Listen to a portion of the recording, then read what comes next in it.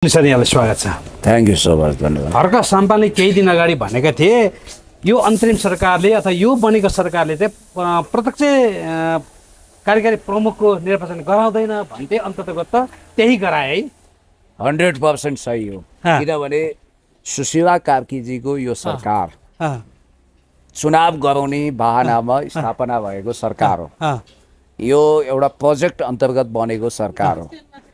यसले वास्तवमा भन्ने हो भने डेमोक्रेसीलाई लिकमा ल्याउने नाममा परम्परागत ढङ्गले केपी ओलीको ठाउँमा सुशीला कार्कीजी आएर कुनै तात्विक भिन्नता ल्याउने कुरो भन्दा पनि, जस्तो तात्विक भिन्नता केमा हुन्थ्यो भने प्रत्यक्ष निर्वाचित कार्यकारी सरकारको लागि अन्तरिम संविधान बनाउने, यो संविधान अन्तर्गत यो सरकारको अस्तित्व कायाकल्प भएको छ भन्ने बित्तिकै तपाईँले के बुझ्नुहोस् भने यो संविधानले कहीँ कतै प्रत्यक्ष कार्यकारीको चुनाव गर्ने परिकल्पना गर्न सक्दैन। यसले गराउने भनेको परम्परागत संसदको चुनाव हो। हर्क साम्पाङज्यूले जुन सरकार राख्नु भएको छ, चासो राख्नु भएको छ, बिल्कुल जायज छ। तर चाहेको हो भने प्रत्यक्ष कार्यकारी प्रमुखको निर्वाचन गर्न सक्थे हैन त? अब यसमा एउटा संवैधानिक सङ्कट आपद विपद के छ भने मैले तपाईँलाई बताइदिउँ। यो सरकारलाई संविधानले चिन्दैन। यो डक्ट्रिन अफ नेसेसिटी, आवश्यकताको सिद्धान्तको आधारमा खडा भएको। यो सरकारलाई न धारा 76ले रिकग्नाइज गर्छ, न 77ले अब बहुमतको सरकार अल्पमतको प्रतिपक्ष भन्ने छ, न तपाईँको कुनै पनि धारा अन्तर्गत यसलाई टेक्ने आधार भनेको छ, न उनी प्रतिनिधि सभाको बहुमत प्राप्त दलको सदस्य। त्यसकारण अझ महत्त्वपूर्ण कुरा त के भने संविधानको धारा 176 अन्तर्गत कुनै पनि सर्वोच्च अदालतको न्यायमूर्ति भइसकेको सम्माननीय न्यायाधीश वा प्रधान न्यायाधीश भइसकेको व्यक्ति सरकार प्रमुख बन्न पाउने वा राजकीय नियुक्ति हुने आधारै छैन। हो, त्यसरी आएको यो सरकार, यसलाई अन्तरिम भनौँ भने अन्तरिम संविधान छैन। हेर्नुहोस् है, हामी कहाँ आपत्ति। यसलाई तपाईँ अन्तरिम सरकार कसरी भन्न सक्नुहुन्छ? अन्तरिम संविधान बिना त अन्तरिम सरकार बन्दैन। अनि गजबको कुरा के भने हरेक किसिमको विद्रोहपछि, रिबेलपछि बन्ने सरकार विद्रोहीको नेतृत्वमा हुन्छ। कि त सुशीला कार्की लगायतको टोलीले जेएनजीको नेतृत्व हामीले गरेको, सिंहदरबार लगायतका निकायमा आगो झोस्ने कामको नेतृत्व हामीबाटै भएको थियो आन्तरिक रूपमा भन्नु पर्यो। होइन भने 7 सालपछिको जसले नेतृत्व गर्यो काङ्ग्रेसले, उही सरकारमा थियो। 17 सालपछि राजा महेन्द्रले कु गरे, महेन्द्रकै हातमा पावर थियो। 46 सालमा दलहरूले खोसे, काङ्ग्रेस एमाले वाम मोर्चाको सरकार थियो। अनि 63को आन्दोलनपछि माओवादी सहितको सरकार हो, काङ्ग्रेस सहितको। भने अहिले खोइ त जेएनजीको सरकार हुनुपर्ने सुशीला कार्कीको सरकार छ। त्यो भएको हुनाले जेएनजीले भोटिङ गरेर हर्क साम्पाङलाई म्यान्डेट दिएको। बालेन शाहले आँट नगर्ने हो भने हर्क साम्पाङ भन्या हो नि त जेएनजीले, किनभने जेएनजीसँग सरकार चलाउने प्रतिनिधि थिएन। या त बालेन या त हर्क भनेको ठाउँमा बालेनजीले पिठ्यौ फर्काउनु भयो, वा कता कता दौडिनु भयो, उहाँ पनि सुशीला कार्कीलाई टाँचा लगाउन पुग्नुभयो भन्ने बित्तिकै हर्क साम्पाङको असहमति त्यही हो। खोइ त जेएनजीको भावनाको स्पिडको कदर जेएनजीले भने बमोजिम कि तपाईँ हुनुहोस् कि म हुन्छु भन्नुभयो। उहाँले म प्रधानमन्त्री हुन्छु भन्ने आँट हिम्मत महत्त्वाकांक्षा त राख्नु पर्यो। भनेपछि आन्दोलनको एजेन्डा हाइजेक भएको थियो। पहिल्यै सुशीला कार्की फिक्स्ड हुनुभएको थियो सरकार प्रमुखको रूपमा, त्यही कुरालाई अनुमोदन गरियो। अब मनमा नै इच्छा त बालेन शाहजीले पनि गर्नुभयो गृहमन्त्रीमा, तर शक्ति केन्द्रले उहाँलाई अहिले रिजर्भ राख्यो भन्ने बित्तिकै हर्क साम्पाङ चाहिँ मेड इन नेपाल छविको व्यक्ति हो। हर्क साम्पाङ आन्दोलनको म्यान्डेट लिएर जान चाहनुहुन्थ्यो। हर्क साम्पाङ कसैको असीम अनुकम्पा निगाहमा सरकारमा पुग्न चाहनुहुन्न थियो। हर्क साम्पाङले चाहिँ अर्ग्यानिक ढाँचाको नेपाली सरकार बनौँ भने हो नि, नेपालको सरकार हामी नेपालीले बनौँ भने हो।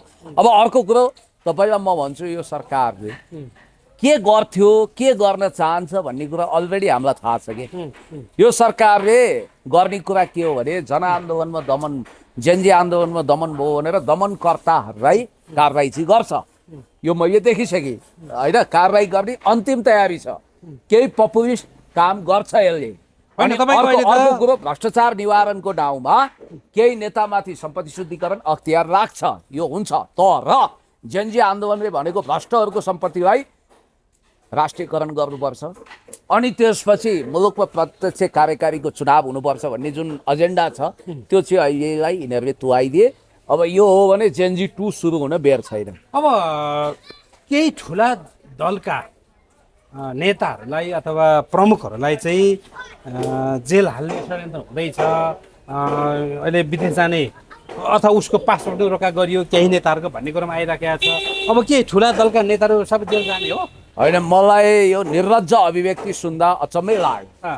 पुष्पकमल दाहाल प्रचण्डजीले भाषण गर्नु हो, दलका नेताहरूलाई ठुला साना अझ ठुला नेतालाई भ्रष्टाचारको अभियोगमा जेल हाल्ने षड्यन्त्र हुँदैछ भन्नु। याद गर्नुहोस् है, जेल हाल्ने षड्यन्त्र केमा? भ्रष्टाचारको अभियोगमा। त्यो षड्यन्त्र होइन, त्यो हुनुपर्छ। भ्रष्टाचारको चार लागेका हर कोही माथि म तपाईँलाई फेरिस्तै दिन सक्छु होइन। जस्तो पोलिटिकल पार्टीका सांसद मन्त्री भएका होइन, जनवरीय सङ्गठनका महासचिव बनेकाहरूसँग अरबौँ सम्पत्ति छ, त्यो छानबिन होस्। अध्यक्ष बनेकाहरूसँग, पत्रकारको नेता बनाउँदोसँग या हस्पिटल छ, अनेक छ, त्यो सम्पत्तिमाथि पनि त छानबिन होला नि। मैले भन्न खोजेको के भने त्यही आवाजमा एमालेका केही नेताहरू, काङ्ग्रेसका केही नेताहरू पनि बोली मिलाउन थालेका छन्। कि त तपाईँले मोरल दाबी गर्नु पर्यो, ल म माथि छानबिन गर भनेर। प्रचण्ड, पुष्पकमल दाहाल प्रचण्डले के भन्नु पर्थ्यो भने भ्रष्टाचार लागेको नेतालाई छुट दिनु हुँदैन, कारबाही गर भन्न सक्नुपर्छ।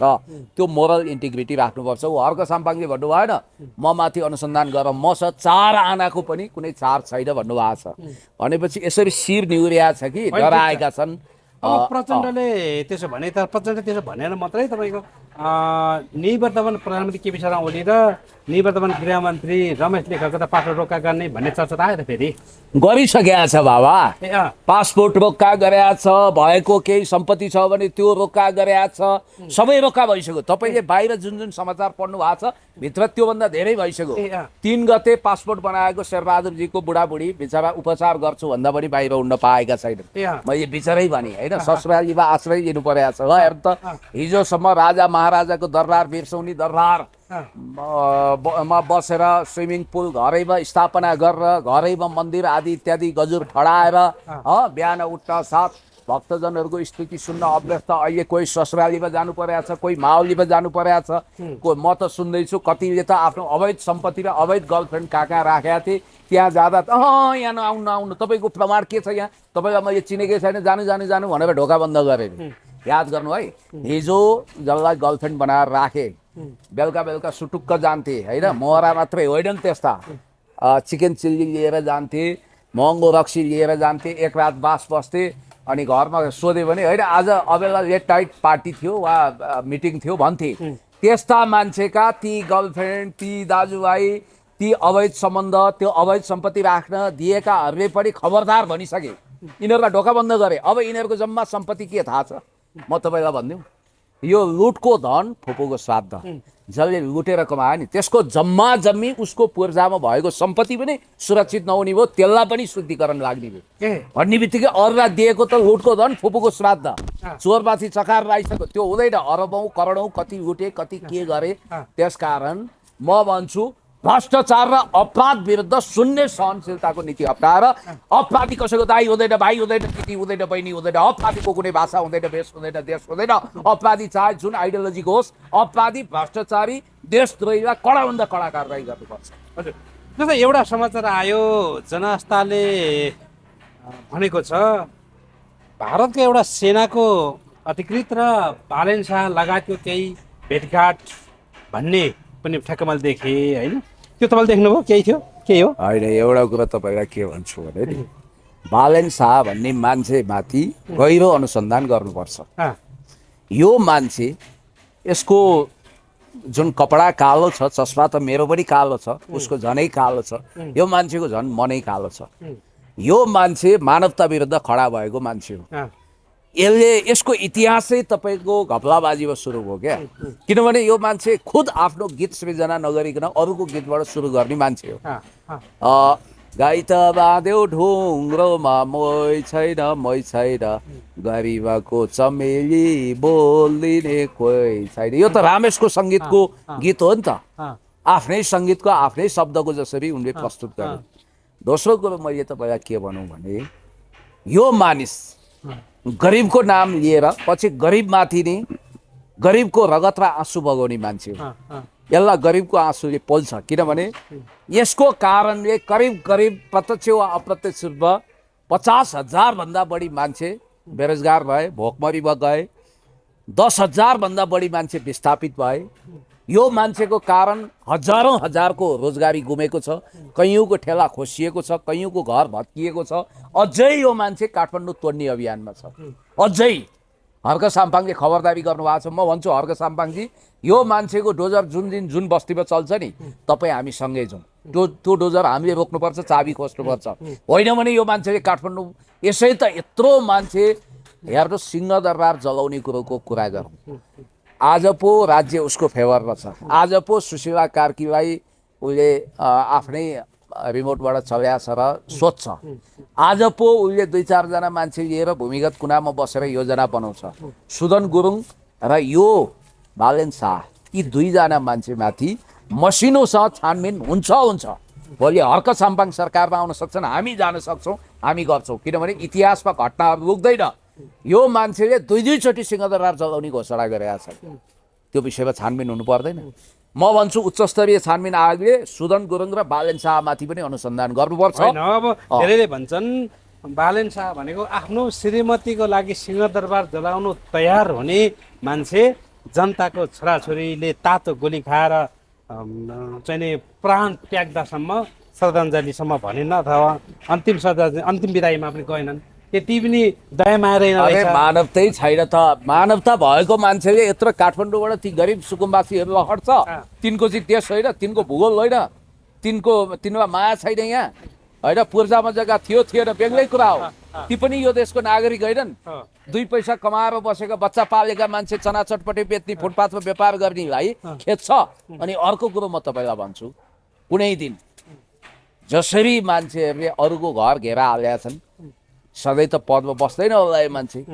पदैमा बसेछ भने पनि कुनै दिन नयाँ जेनजी खडा भएर सुकुम्बासीहरू, बालेन पीडित 50,000 मान्छेले उसको घर घेर्न सक्छन् भनेर एक दिन मलाई सुकुम्बासी बस्तीकै एकजना मान्छेले भने के। त हर्क साम्पाङको आलोचक छन्, शत्रु छैनन्, किन होला? याद गर्नुहोस् है मैले भनेको। मानवताका विरोधी, देशका विरोधीहरू हर्कका शत्रु होलान्, तर व्यक्तिगत शत्रु एकजना छैनन्। यो मान्छेले शत्रु नै शत्रु कमाए भनेपछि यो मान्छेसँग मसिनो छानबिन हुनुपर्छ। र भारतीय सैनिक रणनीति बनाउने मान्छे, सैन्य विभागको मान्छेसँग भेटघाट गर्ने, त्यो पनि जेनजी मोमेन्ट भन्दा अगाडि। अनि यो सुदन गुरुङ भन्नेलाई अननेसेसरी स्पेस कसले उपलब्ध गराए? यो संविधान राखौँ कि फ्यालौँ भन्छ। यसलाई मिडियामा यत्रो स्पेस कसले उपलब्ध गराए? यहाँ उसले किन वितण्डा गरिरहेछ? बालेन र सुदनको टिमको उद्देश्य के हो भन्ने कुरो त सबैलाई थाहा भइसकेको छ। त्यसकारण यो बालेन शाह भन्ने मान्छेले पार्टी स्थापना पनि गर्न सक्दैनन्, यिनले राजनीति गर्न पनि खाँदैनन्। यो यिनको अन्तिम कार्यकाल हो। अस्ति एउटा उकेरामा न्युजै आएको थियो त, पार्टी स्थापना गर्ने आत्मविश्वासै गुमाउन सके, जुटाउन सकेका छैन। त्यसकारण म भन्छु यसरी तपाईँको लिफापोती गरेर राष्ट्रिय अन्तर्राष्ट्रिय शक्ति केन्द्रले लाली पाउडर घसेर आएको बालेनले एउटै पनि सकारात्मक सामाजिक काम गरेका छैन। गरिब दुखी रोगी असहायलाई मैले 20-30 लाख गरेका छु। हर्क साम्पाङले जिउ ज्यान समर्पित गरेर देशवासीको नाउँमा ज्यानै समर्पित गरेका छन्। त्यत्रो खानेपानीको योजना सफल पारे, धरानलाई हराभरा बनाए। यो मान्छेले के गर्यो त? सरकारी बजेटको पनि सही सदुपयोग हुन सकेको छैन। त्यसकारण बालेन शाह भन्ने मानिसलाई दैविक दण्ड पनि हुन्छ। यो मान्छेले धेरै मान्छेलाई रुवाएको छ। यो मान्छेले धेरैको सम्पत्ति नष्ट गरेको छ र यो मान्छेको नक्सा पनि कुनै दिन खोज्नु पर्ला, सही संरचनामा घर बनाएको छ कि छैन भनेर। त्यसकारण उसको त हेर्ने हो भने उसको बुवाको इतिहासदेखि हामी आउनुपर्छ। र म त सुरुदेखि नै यो मान्छे एकदमै राजा महाराजामा पनि नहुने सख ठाँटबाट उसमा छ।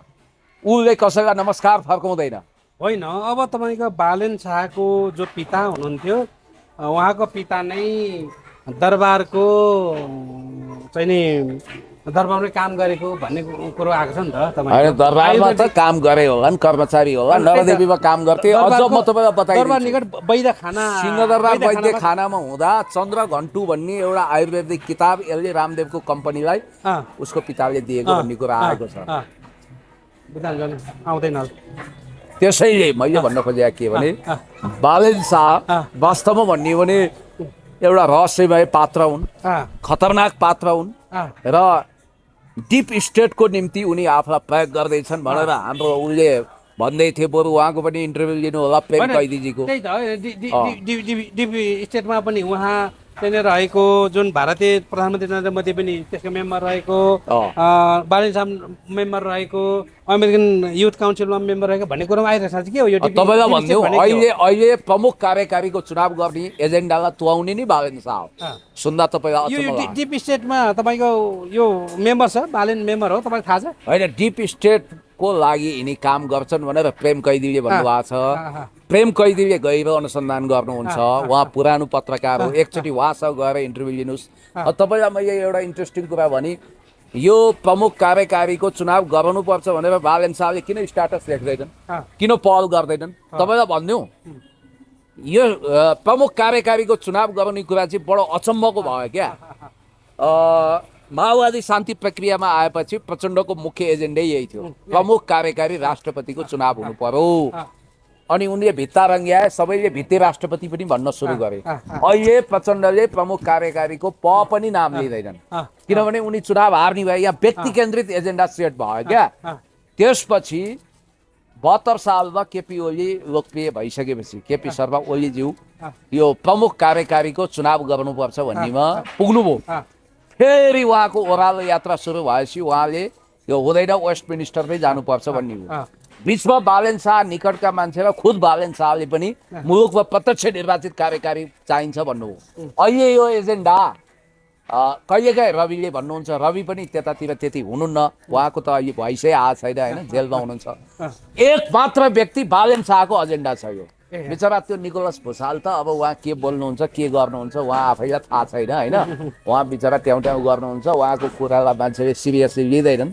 तर हर्क साम्पाङले मात्रै अहिले सिरियसली उठाउनु भएको छ कि मुलुकमा प्रत्यक्ष कार्यकारीको चुनाव गर्नु। त्यो कसले उठाउँछ थाहा छ? जसलाई म प्रत्यक्ष रूपमा प्रत्यक्ष निर्वाचित कार्यकारी हुन्छु, यो देशको म राष्ट्रपति हुन्छु, जनताबाट चुनिएर प्रधानमन्त्री हुन्छु भन्ने जसलाई आत्मविश्वास हुन्छ नि, त्यसले गर्छ। अब सुशीला कार्की यदि बालेन शाह लगायतको जेनजी समूहले, अब जेनजीको हेडमास्टर त मै हुँ भनेका छन् क्यारे, सुजनवाला जेनजी हो, त्यो जेनजीले दबाब दिएको कोठामा दिएर मात्रै भएन, त्यो सुनिनु पर्यो, देखिनु पर्यो। प्रत्यक्ष रूपमा दबाब दिएको वा बाल्लाटारमा प्रत्यक्ष निर्वाचित कार्यकारीको चुनाव गर भनेर 2000 मान्छे बाहिर उतार्ने हो भने तुरुन्तै सुशीला कार्कीले यो एजेन्डा एक्सप्लोर गर्छिन्, यसलाई सहमति जनाउँछिन्। किनभने सुशीलालाई अब चुनावमा भाग लिनु पनि छैन, जित्नु पनि छैन, उनलाई कम्फर्ट जोनमा बसै हुन्छ। तर सुशीला कार्कीलाई खबरदार यो एजेन्डा नलिउँ भनेर कुनै न कुनै रूपमा दबाब दिने त अहिले बालेन शाह देखियो, उनकै कारण तुइयो। म धेरै लामो कुराकानी गर्दैन यहाँसँग आज।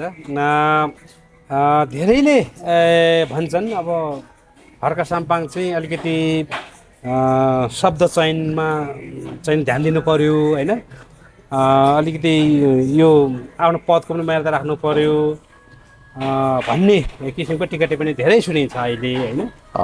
तपाईँ चाहिँ के भन्नुहुन्छ? हर्क साम्पाङको शब्द चयनहरू अलिकति गर्नुपर्ने हो हर्क साम्पाङले बोल्दाखेरि, लेख्दाखेरि? होइन, यस्तो हुन्छ क्या, जस्तो के हुन्छ भने कतिपय मान्छेको शैली नै उसको स्ट्याटस सिम्बल बन्छ। सुरुमा सूर्यबहादुर एकदम हाई टेम्परमा आएर कराएर बोल्थे, त्यो कुरो धेरैलाई पच्दैन थियो, पछि उनको स्ट्याटस सिम्बल बन्यो। त्यसो भन्दैमा फेरि ती यदि कमजोरीहरू छन् भने त्यसलाई नसुधार्ने होइन। जस्तो मेरो पनि कमजोरी मान्छेले मलाई बताइदिन्छन्, तपाईँ अलि हाई टेम्परमा आएर बोल्नुहुन्छ, तपाईँले जहाँ एकदमै कराउनु पर्दैन, चिच्याउनु पर्दैन, त्यो ठाउँमा चिच्याउनुहुन्छ भन्नुहुन्छ। तर उहाँहरूलाई के थाहा हुँदैन भने कहिलेकाहीँ क्यामेरामा माइक हुँदैन, अलि ठुलो स्वरले बोलिदिनु पर्ने हुन्छ, कहिलेकाहीँ डिस्टर्ब आइरहेको हुन्छ, कहिलेकाहीँ कथाले मागे बमोजिम अलिकति हाउ कटाक्ष ल्याउनुपर्छ भन्ने कुरा उहाँहरूले बुझ्नुहुन्न।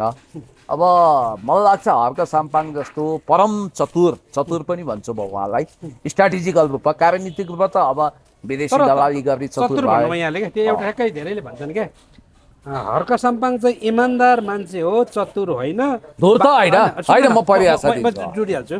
हर्क साम्पाङ चाहिँ मान्छे इमान्दार हो, चतुर होइन, बालेन चाहिँ मान्छे चतुर हो, इमान्दार होइन भन्छ क्या। यस्तो चतुर भनेको पोजिटिभ कुरा हो। चतुर भनेको के हो भने म तपाईँलाई धुर्त र चतुरमा के फरक हुन्छ म तपाईँलाई बताइदिन्छु। जस्तो चतुर मान्छे भने कस्तो हो भने, यहाँबाट तपाईँलाई कसैले भन्यो भोटाइटी जान, अनि तपाईँ बाइक लिएर निस्किनु हो, बाटो बन्द रहेछ, तपाईँलाई के भनियो भने रातो पुल हुँदै जानु, फलाना रुटबाट जानु, ठ्याक्कै भोटाइटी पुगिन्छ भन्यो। त्यो बाटो बन्द रहेछ, तपाईँ फेरि चाबेलले फर्किनु हो, तपाईँ चतुर होइन। सुन्नुहोस्, तपाईँ इमान्दार तर सोझो हो, तर तपाईँले दिमाग लडाउनु भयो क्या। अब मलाई भन्न चाहिँ मेरो हेड सरले भोटाइटी जा भनेको थियो, बाटो त यो मलाई नक्सा त यही दिएको छ, तर यताको पनि बाटो छ है, म एकचोटि चक्रपथ घुमेर अथवा यो भित्री गल्लीको बाटो जान्छु भनेर सट्ट तपाईँ भोटाइटी पुग्नु भने तपाईँ चतुर हो। अब त्यही चतुर भनेको सकारात्मक कुरो हो, जहाँबाट क्रिएटिभ दिमाग चल्छ त्यसलाई चतुरता भनिन्छ, नयाँ सृजना गर्नेलाई। धूर्त भनेको चाहिँ के हो, अब यही सन्दर्भमा भने जस्तो धूर्त भनेको चाहिँ के हो भने अब तपाईँ जाँदा जाँदै तपाईँको बाइक बिग्रियो, कुनै साधन भएन, चतुर मान्छे चाहिँ अरूको लिफ्ट लिन्छ, अथवा हिँडेर पनि जान सक्छ, अथवा बाटो बदल्न सक्छ, जान त उसलाई गन्तव्यमा पुग्न छ। धूर्तले के गर्छ भने उसको बाइक बिग्रियो, यसो हेर्छ, त्यो छेउमा कसैको बाइक रोकेर देख्छ होइन, हेलमेट पनि छ, ताला पनि छ, बन्द गरेको छैन चाबी भन्ने बित्तिकै त्यही खोलेर गइँ हिँडिदिने मान्छे चाहिँ धूर्त हो। अर्काको चोरी चकारी गर्ने, अब्राउ गर्ने भनेको मतलब हर्क साम्पाङ चतुर किन हो भने उहाँले रणनीतिक कुरा बुझ्नुहुन्छ। अगाडिको बाटो देख्नुहुन्छ, त्यो बाटो ब्लक छ भने नयाँ गोरेटो पनि खन्न सक्नुहुन्छ, नयाँ राजमार्ग सृजना गर्न सक्नुहुन्छ, तर उहाँ बाटो भत्काउनुहुन्न। बालेन शाह भनेको चाहिँ कस्तो चरित्रको हो भने ठ्याक्कै उनीमा केही गिरिजा प्रवृत्ति छ। यसपटक मलाई बालेन शाहको यो प्रवृत्ति हुँदा गिरिजाको सम्झना आयो। हुन त गिरिजा धेरै फार बेटर डेमोक्रेटिक हुन्। गिरिजाको बुवा कृष्णप्रसाद कोइरालाले एउटा साइकल किनिदिनु भएछ, त्यो साइकल चाहिँ खालि गिरिजा चढ्ने, अनि पिताजी कृष्णप्रसादले भन्नुभएछ ए तैँले अब बिपीहरू त सिनियर भए साइकल चढ्दैन थिए, गिरिजा सानै थिए, तैँले ती छिमेकी केटाकेटीहरूलाई साइकल चढ्न दिइनस्, भोलिदेखि तैँले यो साइकल नचढ्लास्। 3-4 दिन केटाकेटी, उनी त गान्धीवादी थिए, उनी बुद्धवादी थिए, अहिंसक थिए, तैँले 3-4 दिन तेरा साथीहरूलाई चढाउने है भनेपछि गिरिजाको पालो बुवा पिताजी गइसकेपछि यत्रो ढुङ्गो टिपेर त्यो कच्याक कुचुक बनाइदिएछन् के साइकल। भरे त गिरिजालाई अब बच्चालाई हप्काउनु पनि भएन, किन तैँले यो गरे भने मैले चढ्न नपाएपछि यो साइकल मेरो भयो, त्यही भएर कच्याक कुचुक गरिदिएँ भने। त्यो गृहमन्त्री पद आफूले सम्हाल्न नसकेपछि हर्क साम्पाङलाई पनि दिएनन् कि मान्छेले। यिनले चाहेको भए आज हर्क साम्पाङ यो मुलुकको गृहमन्त्री भएर मजाले गृह प्रशासन हाँकेर भ्रष्टहरू र अपराधीलाई तल लगाइसक्थे। भनेपछि यतिसम्मको मान्छे हो यो, धूर्त मान्छे हो। हर्क साम्पाङ र बालेन शाहमा फरक के भने बालेन शाह कोठाभित्र बसेर रहस्यमय तरिकाले गोटी चाल्ने धूर्त मान्छे हुन्। बालेन शाह हर्क साम्पाङ भनेको देश जनता विकास समृद्धिलाई केन्द्रमा राखेर चतुरतापूर्वक सोची विचारी कदम चाल्ने मान्छे हो। अब शब्द चयनको कुरोमा चाहिँ मेरो भन्नु के मात्रै छ भने त्यो उहाँले आफूले आफूलाई राम्रोसँग बुझ्नुहुन्छ, हामीले भन्नु हुँदैन। अब कस्तो हुन्छ भने एकछिनको लागि म उदाहरण दिन्छु। म यो देश बनाउँछु भने म यो देश बनाउँछु भन्नु र मैले मात्रै यो देश बनाउँछु भन्नुमा फरक हुन्छ क्या मित्र। मैले मात्रै बनाउँछु भन्दा नार्सिसिजमको हस्को आउँछ, भनाइको मतलब म नै ठुलो, म नै राम्रो, म नै सबभन्दा राम्रो आत्ममुग्धतामा जान्छ र त्यसले मान्छेलाई तानाशाह बनाउँछ होइन, खुङ्खार तानाशाहको दिशामा लान सक्छ। म बनाउँछु, म पनि बनाउँछु, यो दुईटा शब्द, म बनाउँछु आत्मविश्वास, म पनि बनाउँछु, अरूले पनि बनाउन सक्छन्, म पनि बनाउँछु भन्ने हो।